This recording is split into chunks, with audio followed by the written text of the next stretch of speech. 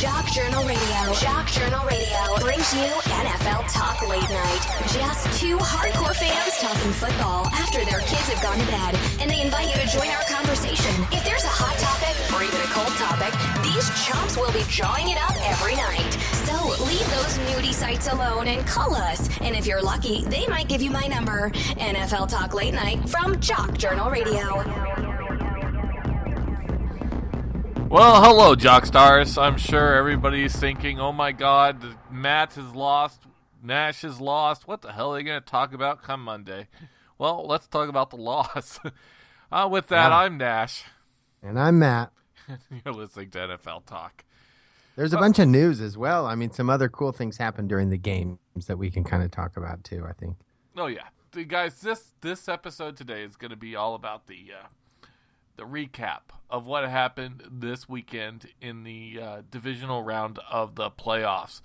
Guys, there's only 3 meaningful games left in 2015 season. Here we are sneaking into 2016, and it only seems that a handful of teams are essentially remaining, and none of the teams that I'm really was like excited to see are in this Super Bowl contest at this point. It just seems like all this more of the same, the stuff that nobody's really interested in except for Carolina. And it's irritating me, and it's got me a little depressed. So yeah, I do sound like I'm kind of down today. That's because I am. You do sound down. Oh, it's been a miserable. Dude, I'm almost a little relieved. I don't know about you, but it's like, dude. Look, I love that the Chiefs are in the playoffs. Nothing makes me happier. But I get so emotionally invested in it that it's a roller coaster ride. When it's done, it's like, okay, football. And, fantasy football during the season and then into the playoffs, it's like this emotional high. And when it's over, I got to tell you, I'm kind of like, okay, I can go do something else on Sundays now. Thank you. I'm excited. I'm ready for that to happen. And it's okay. I was sad, but they went out valiantly. Both our teams did. Right. So, I felt good about that and good season. Glad it's over, to be honest. I'm not glad it's over. I was really hoping for a redemption after the way the Super Bowl ended last year and the Seattle Seahawks literally, losing in a way that is legendary. I mean, that's like literally rip your heart out of your chest, throw it on the floor, and stomp on it type of pain. That I now have to essentially wait a whole nother year for that pain to possibly get relieved because probably many more years than that. But yeah, okay, I get that. I get what you're saying. It's miserable. It's absolutely painful. It's horrible to have to live through this. It's sound pathetic.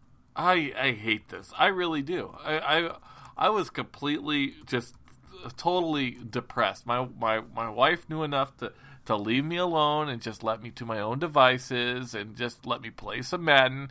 And that's what I was doing. I was sitting there playing Madden, trying to rewrite history on Madden. Is that weird or what? I'm like, well, I didn't go to the Super Bowl this year with the real team, so let's take it all the way with Madden.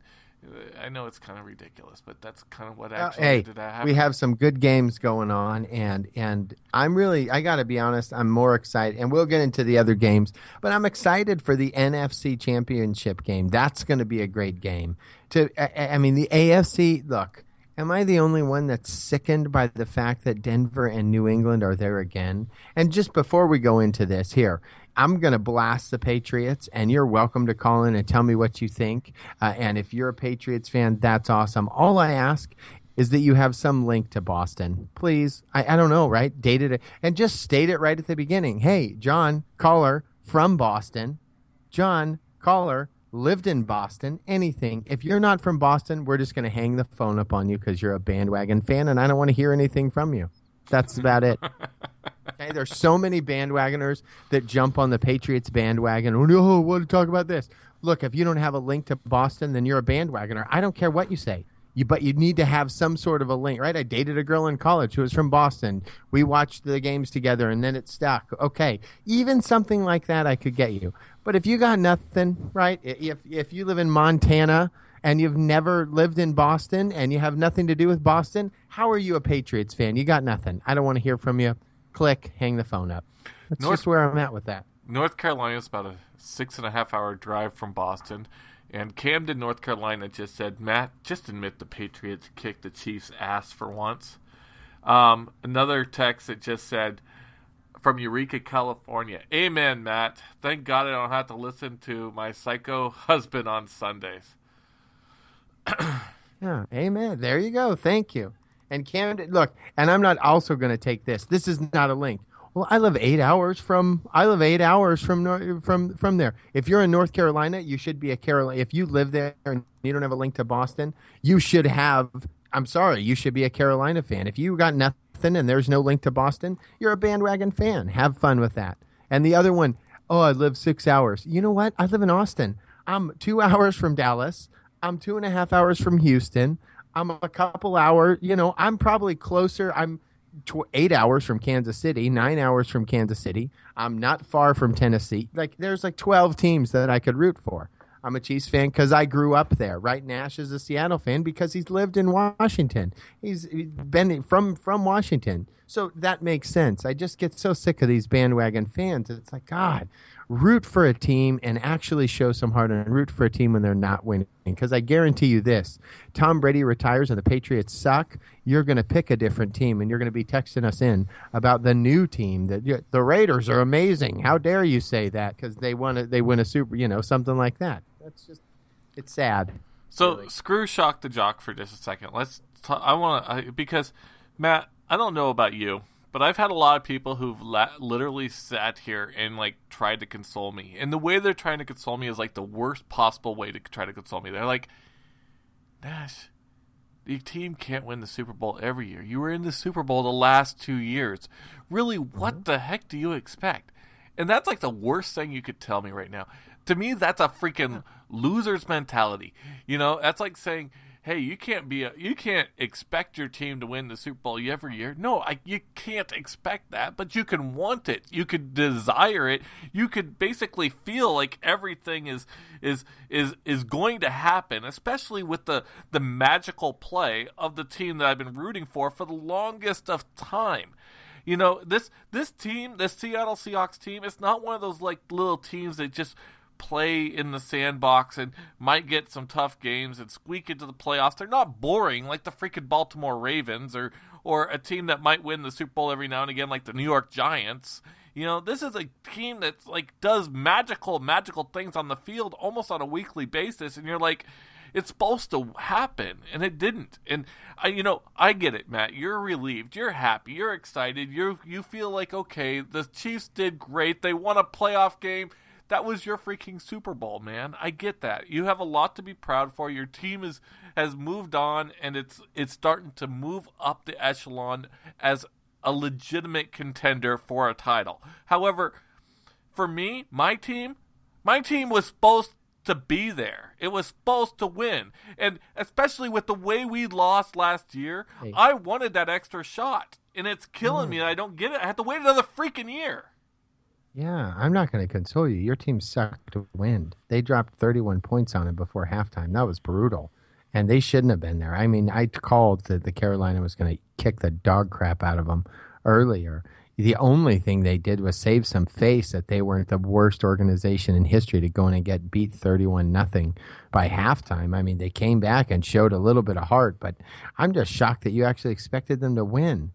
Who knew? Everyone, look, Carolina was 15-1 this year. That doesn't happen with a fluke. You don't luck out and win 15 games. That's not a strength of schedule. This is a sound football team. Your team dropped a bunch of games early in the season because their offense couldn't pull it together, and they just, they weren't on the same page. And so now I don't think, I think your expectation should have been, I tried to do that temper him going in like, hey, bro, you might want to load up, really buy a half ounce and get some beer because this game is not going your way. So, I mean, maybe there's next year, but I'm not going to make it. I don't think they're going to make it next year. You had 2 good Super Bowls. Enjoy that. Live in the past for a while because it ain't happening again. That's what I'm talking about. That's exactly the thing I can't deal with right now. It's absolutely killing me. Do you know there's only 6 teams to have finished 15-1? The Carolina Panthers are one of them, okay? Then the San Francisco 49ers of 1984. We all know how that ended. It ended in a Super Bowl. That was a good year. Okay. But of the teams that ended up, there was also the 85 Bears, also winning a Super Bowl. But of the other ones that would have gone 15-1, the 1998 Minnesota Vikings lost in their first game of the playoffs, right? The 2005 Pittsburgh Steelers going 15-1. That was, all the Patriots got revenge in the AFC Championship, basically beating them 41-27 at Heinz Field. Okay. And then we had the Green Bay Packers in 2012. You might remember it because I guess that's about the same time you and your wife met, and she was a Packer fan. Oh. Yeah, the Chiefs were the only team to beat them that year. And that's what I'm talking about. Is 15-1 does not necessarily mean that you're a playoff team. And especially with as weak of a schedule as the Carolina Panthers had, it totally just is. I feel punched in the chest. I can't breathe half the time. I just begin to think about it. Your team got punched in the face. I mean, your team got punched in the face pretty soundly. They got beat up pretty good. So. Let's go into. Let's get into the recaps. Before we do, let's give this texter a chance to fight back. Camden, North Carolina said Drew Bledsoe, Robert Edwards, Ted Johnson, Terry Glenn, Ben Coates. Yeah, I have no idea who the guys are. I'm a bandwagon fan before the Brady era. Shaking my head. Chiefs fans, including yourself, couldn't stop talking about how you guys are going to beat the Pats. Okay, let's go ahead. Here's what I'll say to this: if this guy's if this guy's not a bandwagon fan, good for you. You got a good football team. Sure, you've been a Pats fan this whole time. I'm saying it great. Good for you. That's exciting. I hope that. And look, here's the other thing that people do. I've been a Pats fan forever. Look, if you became a Pats fan when Drew Bledsoe won the Super Bowl, you're still a bandwagoner. But I'm even going to say this. If you've been a fan for a while, we can even start with the Patriots-Chiefs game. This is a really good football team, and they have a great coach and a really, I don't know if I'm going to call him the best that ever played, but he's a great one of the best that ever played quarterback. Not the best, but definitely one of the best. When you can't go in to Gillette Stadium and not play your best football you've played all year and expect to leave in January with a win. It's not going to happen, right? We knew that going in. So when Niall Davis fumbles the ball, that cost us the game. We had an opportunity. We played this game tough. They're not unbeatable by any stretch of the imagination. But, when Edelman's playing well and Gronkowski's a beast, and when you're not getting to Tom Brady, when you don't go in there and play your best football, that's it. You're not going to come out of there with a win. And so, the Patriots played a good game. They did. Are they an amazing, unstoppable team? No. Do they win the Super Bowl this year? Definitely not. Did they beat the Chiefs? They sure did. Chiefs didn't go in there and play their best football. Justin Houston played 8 snaps. Spencer Ware didn't even play in the game. We had Niall Davis in there. Didn't do horrible. He played, reasonably well. Alex Smith, they're getting pressure on him all day. Mitch Morris is out, our center. So, yeah, did you come in and play a great game? Sure. Did the Chiefs play their best game that they could have? Definitely not. So what do you expect? And I knew going in, if you don't have, and that's the thing, playing that team, if you don't have a perfect game in Gillette Stadium, you're not going to leave with a win. New England can play so-so and come out with a win. If you're going in on the road in that stadium against that coach, you got to have your best game or you're going home. And they didn't, so that was it. And good, more power to them. The Patriots played well. I'm not going to take anything away from your win. And they're classy winners as well. I watched the thing of them in the locker room that Peter posted, and I thought it was great because – that's another game for them. This is a hardened veteran football team that's won a lot of football games. So I think that my hat's off to them, and they played really well, and it was a great game. And I was just pleased that we kept it. We lost by 7 points, and we had an opportunity maybe to get the ball back, and with some bad clock management. What is it? Yeah, what is it? We'll get into all that in a second. One more text has come in that said basically, "Eat crap, Matt." And one more thing, just we'll start shock the jock here.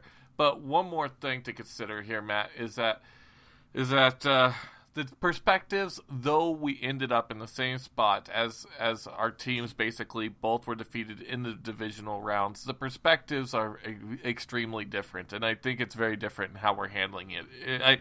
I consider my season a loss.